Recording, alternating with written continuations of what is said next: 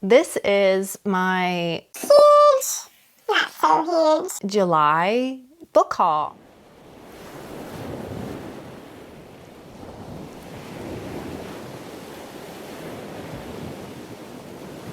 Welcome back, friends. I have 10 books to talk about today, so let's just get right into it. The first book I have is Communion, A True Story. This is by Whitley Strieber. It is the classic account of alien encounter. So supposedly this is based on a real UFO abduction story in which the person was subjected to medical testing, and it is like an account of all of his experiences with these visitors. This book actually has really good reviews. People were mentioning how horrible it actually sounded, how frightening and chilling. So I picked this up because as much as I love sci-fi, what could be better than sci-fi based on real life experiences? I mean, you know, is it true? I don't know, but I would love to find out. I think this book is like, yeah, it's like 300 pages, published in 2016, this edition. Originally published in 1987.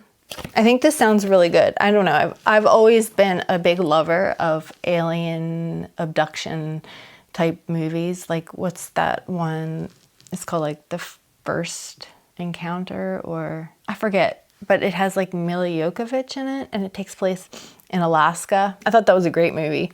The next book that I got is way out of my comfort zone, and this is a test actually, just to see that if this is something that I even like and enjoy. But when I was doing my research into favorite horror books and was watching some other videos and taking some inspiration from other people, one that I encountered a few times was actually Uzumaki by Junji Ito. I hope I'm saying that right.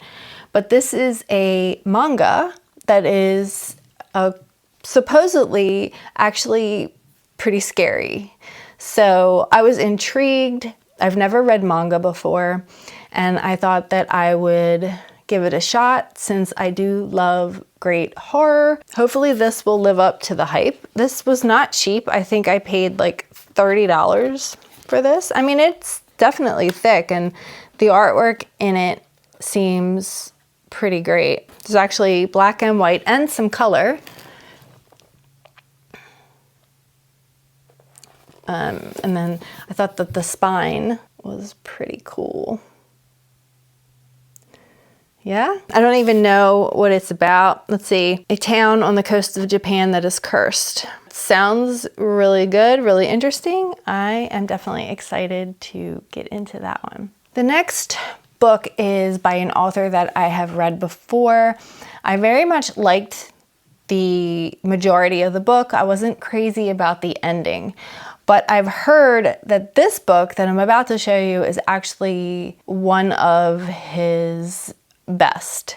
Like, I've seen quite a few people actually recommend this as one of their favorite horror books. So that is Suffer the Children by Craig DeLuey. So it's about a pandemic in which the world's children begin to die, and the parents are obviously devastated, and then suddenly they return and they're happy and they're playing, but then they need to feed.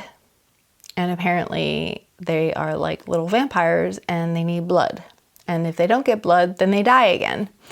So this sounds disturbing, and I am here for it. This book is just over 340 pages or so.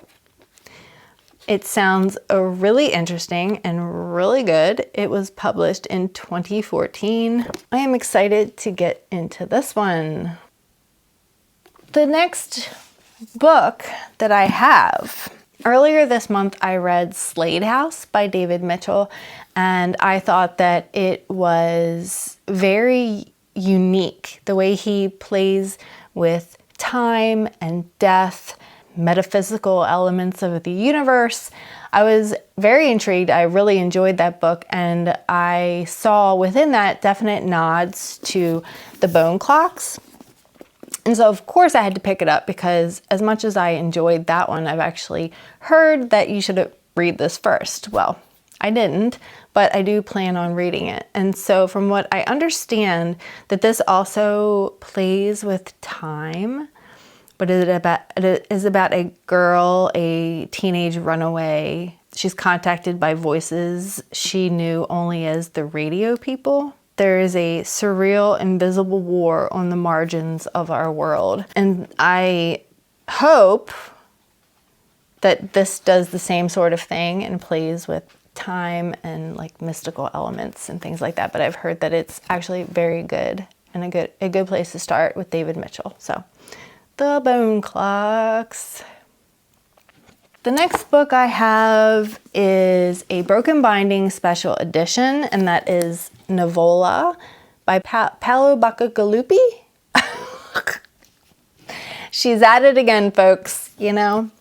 So I believe this is I believe it takes place in Italy, or like a version of Italy. It is about a boy who is about to take over the reins of power, but it almost reminds me of like a medieval like king and queen's conquest, almost like Game of Thrones-esque.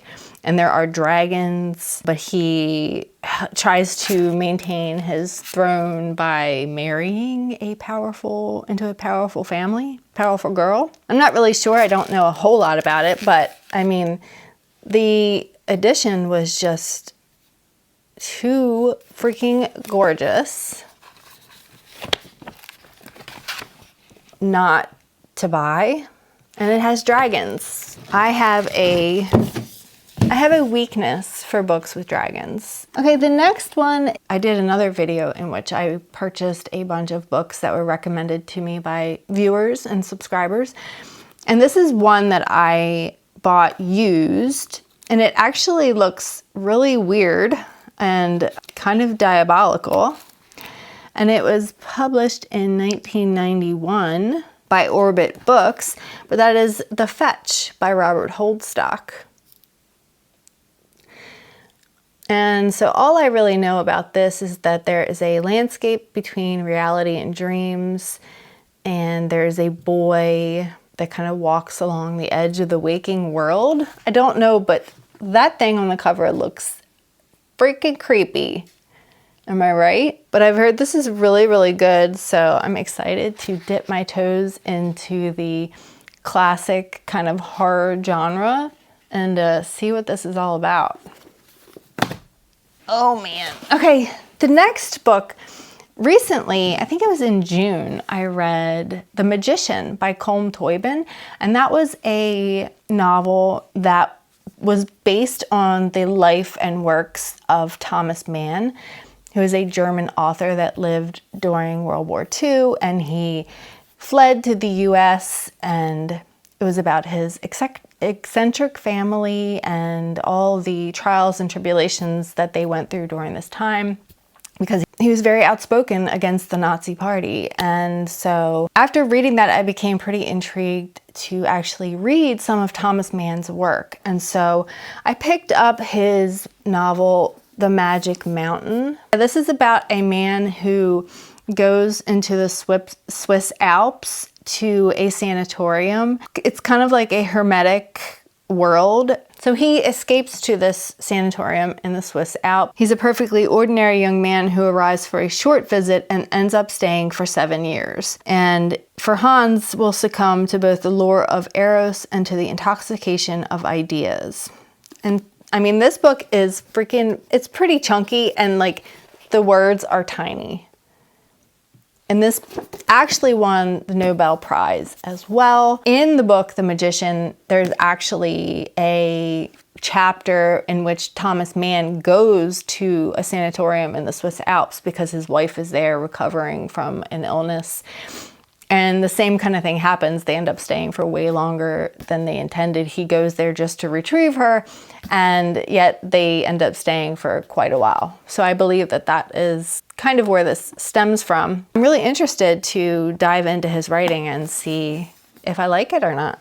Next, I have another book that I bought because of the recommendation of a viewer or subscriber when I was talking about classic horror books, and that is Shadowland by Peter Straub. You have been there if you have ever been afraid, to a dark house deep in the Vermont woods where two friends are spending a season of horror apprenticed to a master magician, learning secrets best left unlearned, entering a world of incalculable evil, more ancient than death itself, terrifying and more real. One of them will make it through. I don't know, I think that sounds really good. I mean, this copy is a little beat up, but I think I paid $1 for it on Pango Books. Well, $1 plus shipping, so like $5.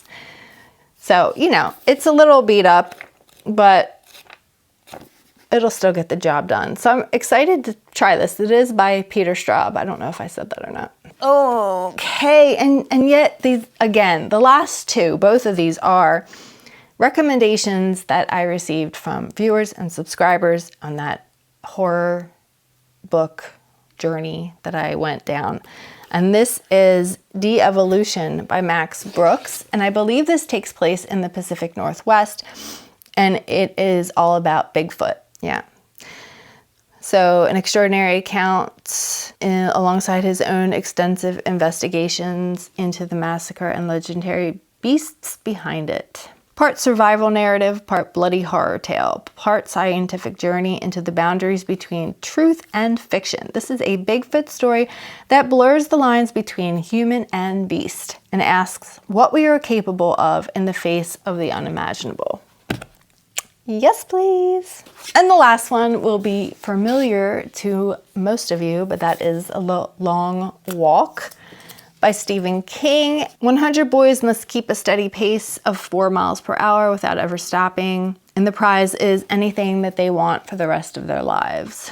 So it is also in a dystopian America. Harsh rules. There is no finish line. The winner is the last man standing. And I'm sure it is creepy as hell. I mean, it almost sounds like The Road by Cormac McCarthy in a way, with, you know, a twist. So I'm excited to get to this. I've heard that this is actually really, really good and horrific. So that's it, guys. This is my huge, not so huge, July book haul. I would love to know what you hauled this month.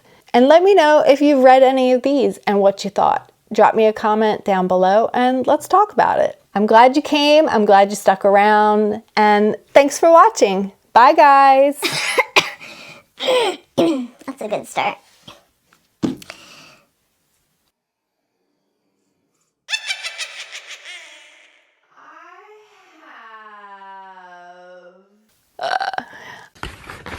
Which, you know, why do I do this?